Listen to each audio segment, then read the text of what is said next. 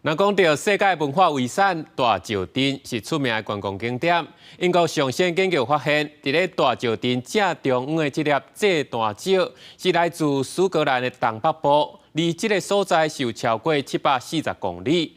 到底古早人是用什么方法把这个大石运来这的？犹原是一个世界谜团。伫英格兰西南部的大石阵差不多有5000年的历史，因为特别的排列方式加神秘的建造目的，当年拢吸引超过100万的游客来参观。1986年，完后联合国列作世界文化遗产。较早学者记忆，这个大石阵中心的祭坛石是为威尔斯西南部来的。不过，上新的分析却指出，这块重量6吨的大石头来源是苏格兰东北部700多公里远的所在，甚至有可能是为外海的谢德兰群岛来。And for the altar stone, we can say that we're greater than 95% confident that the altar stone matches the Orcadian Basin in terms of provenance.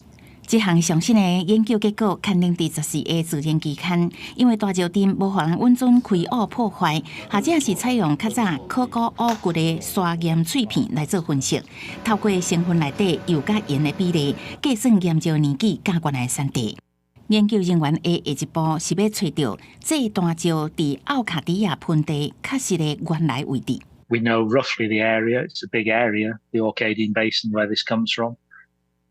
Where exactly in that region did it come from? Is it from the mainland? Is it from one of the islands?